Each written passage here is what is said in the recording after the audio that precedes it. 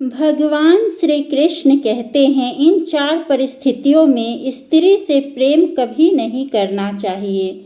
नमस्कार दोस्तों, आप सभी लोगों से निवेदन है इस कथा को और कहानी को सुनने से पहले कमेंट बॉक्स में जय श्री कृष्णा लिखकर वीडियो को लाइक करके चैनल को सब्सक्राइब करके बेल आइकन ऑल पर प्रेस कर लीजिए, जिससे आप सभी लोग प्राचीन कथाओं और कहानियों से जुड़े रहें। तो चलिए आज की कथा को शुरू करते हैं। मित्रों, भगवान श्री कृष्ण कहते हैं इन 4 परिस्थितियों में स्त्री से कभी प्रेम नहीं करना चाहिए, चाहे वह कितनी भी सुंदर तथा प्यारी हो। एक बार की बात है, देव मुनि नारद पृथ्वी लोक का भ्रमण कर रहे थे। तभी उन्होंने देखा कि पृथ्वी लोक पे सभी स्त्री तथा पुरुष प्रेम में विलीन थे। तभी उन्होंने अपने मन में विचार किया कि मनुष्य को यह नहीं पता कि किन परिस्थितियों में स्त्री से प्रेम करना चाहिए तथा कौन सी परिस्थितियों में प्रेम नहीं करना चाहिए। तभी देव मुनि नारद भगवान श्री कृष्ण के पास जाते हैं। तब भगवान श्री कृष्ण यमुना के किनारे विचरण करते हैं। देव मुनि नारद को देखकर भगवान श्री कृष्ण कहते हैं, देव मुनि नारद आइए, आज आप किस प्रयोजन से आए हैं। तब देव मुनि नारद कहते हैं, प्रभु मैं अभी अभी देखकर आ रहा हूँ कि जितनी भी स्त्रियाँ तथा पुरुष है सभी प्रेम में विलीन रहते हैं। वह न तो कोई स्थिति देखते हैं, न ही कोई मान मर्यादा को समझते हैं। तो हे प्रभु, मैं आपसे यह जानने के लिए आया हूँ कि पुरुषों तथा स्त्रियों को कौन सी परिस्थितियों में प्रेम नहीं करना चाहिए। तब भगवान श्री कृष्ण कहते हैं, हे देव मुनि नारद, इस संसार में प्रेम तो सभी करते हैं, यहाँ तक कि प्रेम के भूखे तो ईश्वर भी होते हैं। किंतु लोगों को प्रेम करते समय कुछ चीज़ों का ध्यान अवश्य रखना चाहिए। फिर आगे भगवान कृष्ण कहते हैं, देव मुनि नारद, आज आपने बहुत ही महत्वपूर्ण प्रश्न किया है। इस प्रश्न से सभी स्त्रियों तथा पुरुषों को पता चल जाएगा कि कौन सी परिस्थिति में प्रेम नहीं करना चाहिए और कौन सी परिस्थिति में प्रेम करना चाहिए। तब देव ऋषि नारद कहते हैं, हे प्रभु, आपसे निवेदन है कि आप अति शीघ्र बताइए कि फिर भगवान श्री कृष्ण कहते हैं, देव मुनि नारद, इस प्रश्न को जानने से पहले आपको एक प्राचीन काल की कथा सुनाता हूँ। दोस्तों, आगे भगवान श्री कृष्ण कहते हैं, जो स्त्री तथा पुरुष इस कथा को मन और ध्यान लगाकर पूरा सुनता है वह समझ जाते हैं कि कौन सी परिस्थितियों में प्रेम नहीं करना चाहिए। हे नारद, प्राचीन काल की बात है, एक नगर में आदित्य नाम का राजा राज्य करता था। राजा आदित्य बड़ा ही धर्मात्मा और सत्यवादी राजा था। उसके राज्य में ना कोई गरीब था, ना ही कोई भूखा प्यासा रहता था। राजा आदित्य के यहाँ एक ब्राह्मण था, जिससे बिना ही कोई काम करवाए ही राजा उसे मंत्री जितना वेतन दिया करते थे। जब वह ब्राह्मण बूढ़ा हो गया तो उसने अपनी पत्नी से कहा, हे प्रिय, हमको बिना काम के राजा धन खाते खाते जीवन बीत गया, हमसे कोई काम नहीं लिया। राजा साहब वेतन तो हमें एक मंत्री के बराबर देते हैं, लेकिन वह कोई काम हमसे नहीं करवाते हैं। हम चाहते हैं कि हम राजा के एहसानों से मुक्त हो जाएं, और मुक्ति हमें तब हो पाएंगे जब राजा हमसे कोई काम करवाएंगे। मित्रों, आगे भगवान श्री कृष्ण कहते हैं, हे देव ऋषि नारद, यह सोचकर वह ब्राह्मण सीधा राजा के दरबार में गया और बोला, हे महाराज, आपका वेतन खाते खाते हमें बहुत वर्ष बीत गए हैं, परंतु आज तक आपने हमसे नौकरी का कोई काम नहीं लिया। हम ऊपर जाके भगवान को क्या मुंह दिखाएंगे, इसलिए हमारी आपसे यह इच्छा है कि आप हमसे कोई काम करवाएं, जिससे कि हमें अपने आप पर कोई उधार चढ़ा हुआ महसूस न हो। दोस्तों, ब्राह्मण की बात को सुनकर राजा आदित्य कहने लगा, देखिए ब्राह्मण जी, वैसे तो हमारे यह प्रतिज्ञा है कि हम किसी ब्राह्मण से कोई काम नहीं कराते, लेकिन आज आप ज़्यादा कह रहे हैं तो हम तुम्हें एक काम बता रहे हैं, आप इसे कर लेना। आप हमारे काम के रूप में गंगा स्नान कराओ और छोटे से डिब्बे में हमारे लिए भी गंगाजल लेते आना, यही आपकी नौकरी होगी। दोस्तों, राजा की बात सुनकर ब्राह्मण बड़ा खुश हुआ। वह तुरंत अपने घर आया और अपनी पत्नी से बोला, भाग्यवान, आज मैं राजा के यहाँ कहने से गंगा स्नान जा रहा हूँ। ब्राह्मणी बोली, हे स्वामी, यदि आप गंगा स्नान के लिए जाओगे तो आपके जाने के बाद अन्य जल कैसे ग्रहण करूँगी? आप तो जानते ही हैं कि मैं आपके दर्शन के बिना अन्य जल ग्रहण नहीं करती हूँ। तब ब्राह्मण कहता है कि देखो, मैं अपनी एक तस्वीर दीवार पर बना देता हूँ, तुम इस तस्वीर के दर्शन करके भोजन कर लिया करना। 3-4 दिन की ही तो बात है, फिर तो मैं आ ही जाऊँगा। इतना कहने के बाद ब्राह्मण देव गंगा स्नान करने को चल दिए। दोस्तों, फिर भगवान श्री कृष्ण कहते हैं, हे देव नारद, जाते जाते वह राजा से कह गया कि मेरी पत्नी घर पर अकेली है, आप उसकी खबर लेते रहना। तब राजा ने कहा, हे ब्राह्मण जी, आप किसी बात की चिंता न करें, मैं आपकी पत्नी की खबर लेता रहूँगा। इतना कहकर वह ब्राह्मण तो गंगा स्नान करने को चला गया। इस दौरान राजा आदित्य ब्राह्मण के घर की देखभाल करने के लिए एक चक्कर रोज उनके घर का लगा आते थे। अब धीरे धीरे कई दिन बीत गए, पर ब्राह्मण जी गंगा स्नान करके अभी तक नहीं लौटे। आगे भगवान श्री कृष्ण कहते हैं, हे देव ऋषि नारद, एक दिन की बात है, उस ब्राह्मण के घर के पड़ोस में आग लग गई। लोगों ने आग को बुझाने की बहुत कोशिश करी, लेकिन आग नहीं बुझ पाई। अब तो धीरे धीरे आग ब्राह्मण के घर में पहुंच गई। उस समय वह ब्राह्मणी घर के अंदर दीवार पर बनी अपने पति की तस्वीर के दर्शन कर रही थी। आग जब पूरे घर में फैल गई तो वह ब्राह्मणी अपने पति की तस्वीर के आगे खड़ी हो गई। सोचने लगी, कहीं मेरे पति की तस्वीर आग में न जल जाए। लेकिन उस तस्वीर के साथ ही उस ब्राह्मणी भी जलकर मर गई। राजा को जब यह खबर मिली तो राजा भागता हुआ आया और ब्राह्मणी को मरा हुआ देखकर उसे बड़ा ही दुख हुआ। सोचने लगा, यह क्या हो गया? अब वह ब्राह्मण मुझसे पूछेगा तो मैं उसे क्या जवाब दूंगा? दोस्तों, श्री कृष्ण कहते हैं, हे देव मुनि नारद, राजा इसी सोच में बैठा था। इतने में गंगा स्नान करके ब्राह्मण भी लौट आए। घर जाकर उसने देखा कि आग में जलकर ब्राह्मणी मर चुकी है, तो वो क्रोधित हो उठा और राजा से बोला, हे महाराज, गंगा स्नान को जाते समय मैं आपसे कहकर गया था कि मेरी पत्नी की खबर लेते रहना, लेकिन आपने मेरी पत्नी की खबर नहीं ली, इसीलिए वह आग में जलकर मर गई। मैं तुम्हें श्राप अवश्य दूंगा। ब्राह्मण देव को क्रोधित देखकर राजा हाथ जोड़कर बोला, हे ब्राह्मण देव, इसमें मेरा कोई दोष नहीं है। मैंने आपकी पत्नी की खबर ली थी, लेकिन आपकी पत्नी दीवार पर बनी हुई तस्वीर को बचाने के लिए घर से बाहर ही नहीं निकली, इसलिए वह जल गई। अब जो होना था वो तो हो गया। आप अपने क्रोध को शांत कीजिए। मैं आपकी पत्नी को जीवित करने का प्रबंध करता हूँ, चाहे कुछ भी हो जाए। आप बस हमें 1 महीने का समय दीजिए। इतना कहकर राजा ने ब्राह्मणी की लाश को तेल में रखवा दिया और कहा कि आप 1 महीने का इंतजार करें। राजा आदित्य अपना राजकाज मंत्री के ऊपर छोड़कर अमृत की तलाश में चल दिए। कई दिनों के बाद चलते चलते राजा एक गांव में पहुंचा। वहां एक घर के द्वार पर चबूतरा बना हुआ था। विश्राम करने के लिए राजा उस चबूतरे पर बैठ गया।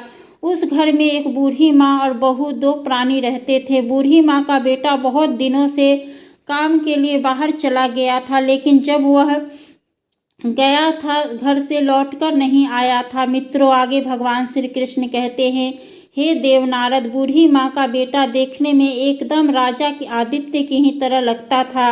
राजा को द्वार पर बैठा देखकर वह स्त्री उन्हें अपना पति समझ बैठी। उसने अपनी सास से कहा, हे माँ, द्वार पर बैठा व्यक्ति ऐसा लगता है जैसे वह हमारा पति हो। यह सुनकर वह बूढ़ी माँ भी दौड़कर घर से बाहर द्वार पर आई और राजा को ही अपना बेटा समझकर उससे लिपटकर रोने लगी। कहने लगी, बेटा, तू इतने दिनों तक कहाँ था? तेरी याद करते करते मैं बूढ़ी हो गई और बहू भी दिन रात तेरे बारे में सोचकर व्याकुल रहती थी, पर तूने आज तक हमारी कोई खोज खबर नहीं ली। उस सास और बहू की बातों को सुनकर राजा गहरी सोच में पड़ गया कि कैसी बला मेरे गले पड़ गई है। मैं तो अमृत की तलाश में निकला था, पर यहाँ किस मुसीबत में फंस गया। राजा ने उन्हें समझाया कि देखो, मैं तुम्हारा बेटा नहीं हूँ, तुम्हें धोखा हो गया है, तुम्हारा बेटा कोई और है। तुम अपने बेटे का पूरा हाल मुझे बताओ, मैं तुम्हारे बेटे को ढूंढ कर लाऊंगा। बूढ़ी माँ कहने लगी, बेटा, मेरा पुत्र 15 वर्ष की उम्र में अपना विवाह करके चला गया था और आज 26 वर्ष हो गए हैं। उसकी पत्नी उसकी चिंता में सूखकर पतली हो गई है, वह अभी तक लौटकर नहीं आया। राजा कहने लगा कि तुम्हारा बेटा किस देश में रहता है? क्या आपको कुछ अता पता है? बूढ़ी माँ ने जवाब दिया, महाराज, दक्षिण दिशा राज्य में एक वीर प्रताप नाम का राजा है जो 1 किलो सोना रोज गरीबों को दान करता है। उसी राजा के पास मेरा बेटा नौकरी करता है। भोला उसका नाम है। राजा आदित्य बूढ़ी माँ और उसकी बहू को दिलासा देकर वहाँ से चले गए कि बहुत जल्द तुम्हारा बेटा तुम्हारे पास आ जाएगा, तुम चिंता न करो। थोड़ा आगे जाकर राजा ने भगवान श्री कृष्ण को अपने मन में याद किया। तभी उनके समक्ष एक पुष्कर विमान आ गया। दोस्तों, वह पुष्कर विमान देखने में अति ही सुंदर था। वह ऐसा प्रतीत हो रहा था कि जैसे सोने का हो। फिर राजा उस पुष्कर विमान पर सवार होकर के अति शीघ्र राजा वीर प्रताप के राज्य में पहुंच गया। उसने राजा के महल के द्वार पर अपना पुष्कर विमान उतारा और द्वारपालों से कहा कि हे द्वारपालों, भोला नाम के एक व्यक्ति को बुला दो जो राजा का सेवक है। मैं उसके गांव से आया हूँ। मेरा नाम आदित्य है। द्वारपालों ने जैसे यह खबर भोला को दी तो भोला तुरंत भागता हुआ द्वार पर आया और आदित्य को अपने कक्ष में बुलाकर ले गया और उसकी खूब खातिरदारी की। राजा अर्जुन ने बताया, हे भाई, जब से तुम अपने घर से चले आए हो तब से तुमने अपनी सूरत तक नहीं दिखाई है। तुम्हारी माँ और पत्नी का रो रो कर बुरा हाल है। अब जल्द से जल्दी आप जाकर अपनी माँ और पत्नी से मिलो। तब भोला कहता है, हे मित्र, क्या बताऊं? राजा साहब मुझे यहाँ से जाने ही नहीं देते हैं। वह मुझे छुट्टी भी नहीं देते हैं और न ही इस्तीफा लेते हैं। मैं क्या करूं? राजा आदित्य कहने लगे, कोई बात नहीं, तुम राजा से कहना कि मैं घर जा रहा हूँ। मेरे बदले मेरे स्थान पर मेरा भाई काम करेगा। भोला ने वैसा ही किया। उसने राजा को जाकर सारी बात बता दी कि गांव से मेरा भाई आया है, मेरी पत्नी और मेरी माँ बीमार है। मेरी जगह पर मेरा भाई आपके यहाँ काम करेगा और 1 महीने बाद मैं वापस आ जाऊंगा। राजा ने उसकी मांग स्वीकार कर ली और उसे घर जाने की अनुमति भी दे दी। अब भोला की जगह पर राजा काम करने लगा। वह रोजाना रात्रि में राजा के कक्ष में पहरा देता था। दोस्तों, फिर भगवान श्री कृष्ण कहते हैं, हे नारद, दुनिया में अच्छे लोगों की भी कमी नहीं है जो दूसरों का दुख दूर करने के लिए अपनी जान की बाजी लगा देते हैं। राजा आदित्य स्वयं एक राजा होकर भी दूसरे के स्थान पर नौकरी कर रहा था। वह राजा वीर प्रताप हर रोज आधी रात के समय नगर से बाहर एक देवी के मंदिर में जाता था। वहाँ एक गर्म तेल की कड़ाही रखी थी और वह देवी राजा वीर प्रताप को पकड़कर उस तेल की कड़ाही में डाल देती थी। जब वह उसमें तला जाता था तो वह उससे निकालकर खा जाती थी। इसके बाद उसकी हड्डियों को इकट्ठा करके उन पर अमृत छिड़ककर उसे जीवित कर देती थी और उसके बाद 1 किलो सोना देकर उसे वापस भेज देती थी। राजा अगले दिन वही 1 किलो सोना गरीबों को दान में दे देता था। एक दिन राजा आदित्य ने सोचा कि राजा इतना सोना कहाँ से लाता है, इसका पता लगाना चाहिए। अब तो आधी रात के वक्त जब राजा वीर प्रताप देवी के मंदिर में गए तो उसके पीछे राजा आदित्य भी चला गया और छिपकर सब घटना को देखता रहा। सोचने लगा, अरे वाह, इतना कष्ट उठाकर राजा सोना प्राप्त करता है और उसे दान भी कर देता है। क्यों न इस राजा का कष्ट हमेशा के लिए दूर कर देना चाहिए। यही सोचकर राजा आदित्य ने दूसरे दिन एक व्यक्ति से कुछ पकवान, इत्र, सुगंधित वस्तुएं मंगवाई और तरह तरह के स्वादिष्ट मसाले भी मंगवाए। फिर उसने उन मसालों और पकवानों को अपने पेट को काटकर उसमें भर लिया। तब आधी रात का समय हुआ तो राजा ने अपने कुछ लोगों को बुलाकर राजा वीर प्रताप को मूर्छित करवा दिया और उसकी जगह स्वयं मंदिर में चला गया। रोज की तरह देवी ने उसी तरह पकड़कर उसे तेल की कड़ाही में पटक दिया। जब राजा तल्ला गया तो देवी ने उसे निकालकर उसे खाना शुरू कर दिया। फिर उस देवी को हर दिन से अधिक स्वादिष्ट मांस लग रहा था। उसे पूरा खाने के बाद देवी ने उसकी हड्डियां एक जगह पर रखी और उस पर अमृत छिड़ककर उसे जीवित कर दिया। इसके बाद देवी ने राजा से कहा, अरे राजा, आज तो तूने मुझे बहुत ही प्रसन्न कर दिया। तुम मुझसे जो चाहे वह वर मांग लो। भगवान श्री कृष्ण देव मुनि नारद से कहते हैं, हे देव मुनि नारद, तब राजा आदित्य ने देवी से 3 वर मांगे। पहले वर में अमृत का कलश मांग लिया, दूसरे वर में सोना बनाने वाला यंत्र मांग लिया और तीसरे वर में कहता है कि तुम इस तेल की कड़ाही को पटक कर चली जाओ और आज के बाद किसी मनुष्य को मत खाना। इस तरह देवी राजा आदित्य को अमृत का कलश और सोना बनाने वाला यंत्र देकर चली गई। इधर राजा आदित्य राजा वीर प्रताप के पास लौट गया और उसको स्वस्थ कर दिया। रात के 3 बज चुके थे। राजा वीर प्रताप की आंखें खुली तो वह एकदम से उठकर देवी के मंदिर की ओर भागने लगा। वहां जाकर देखा तो वहां कुछ भी नहीं था, केवल कड़ाही उल्टी पड़ी थी। सोचने लगा, आज मैं सोना कहाँ से दान करूँगा, आज मेरी बहुत बड़ी बदनामी होगी। लोग कहेंगे कि राजा के पास ही धन खत्म हो गया। इसी चिंता में राजा वीर प्रताप लौटकर महल में आकर अपने पलंग पर आकर लेट गया।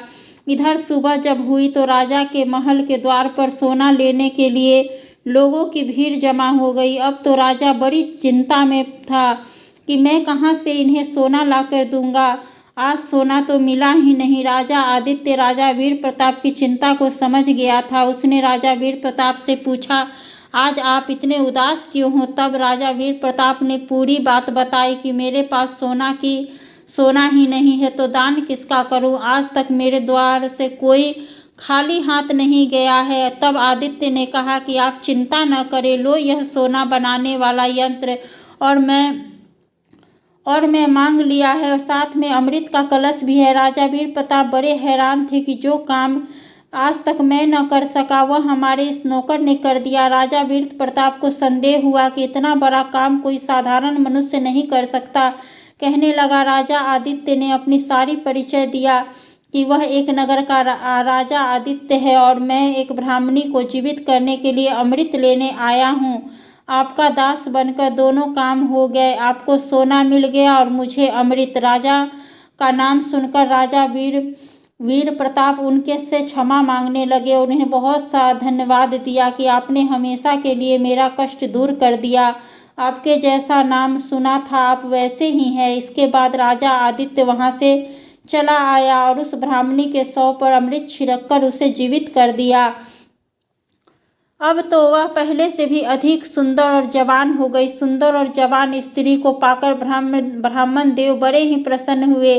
कुछ दिनों तक वह दोनों हंसी खुशी रहने लगे, लेकिन धीरे धीरे ब्राह्मण देव की स्त्री को बूढ़े पति से नफरत होने लगी। अब तो वह दूसरे पुरुष की कामना करने लगी। भगवान श्री कृष्ण कहते हैं, हे देव मुनि नारद, पति से प्रेम करने वाली पतिव्रता स्त्री तो वह पहले वाली स्त्री थी जो आग में जलकर मर गई थी। जीवित होने के बाद जब वह जवान हो गई तो उसके विचार पतिव्रता वाले नहीं रहे, लेकिन ब्राह्मण देव को तो यही लगता था कि वह उनकी पहले वाली ही औरत है। ऐसा सोचकर उनकी भूल थी। उनकी स्त्री ने पड़ोस में रहने वाले एक युवक से प्रेम कर लिया। एक दिन वह स्त्री अपने प्रेमी के साथ घर में थी। उसी समय ब्राह्मण देव घर में पहुंच गए। अपनी पत्नी को दूसरे पुरुष के साथ देखकर उस ब्राह्मण ने उसे बहुत डांटा, परंतु उसके स्वभाव में कोई बदलाव नहीं आया।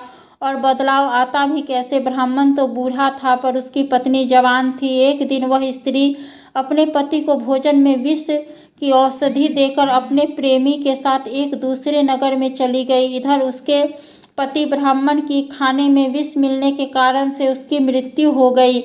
जब राजा ने उस ब्राह्मण की मृत्यु की खबर सुनी तो उसे राजा ने अमृत का कलश लेकर आए और उन्हें जीवित किया। मित्रों, आगे भगवान श्री कृष्ण कहते हैं, हे देव मुनि नारद, फिर उसे राजा ने उसे ब्राह्मण को समझाया। कहा, हे ब्राह्मण देव, जो आयु आपकी भगवान की पूजा पाठ तथा भजन करने की है, उस आयु को आप स्त्री के प्रेम में लगा रहे हैं। दोस्तों, फिर भगवान श्री कृष्ण कहते हैं, हर कर्म की एक निश्चित समय सीमा होती है। उसी आयु तक सब कर्म उचित होते हैं। जवान स्त्री को पाकर आपको तो खुशी हुई होगी, पर आपको पाकर उसे बिल्कुल भी प्रसन्नता नहीं हुई।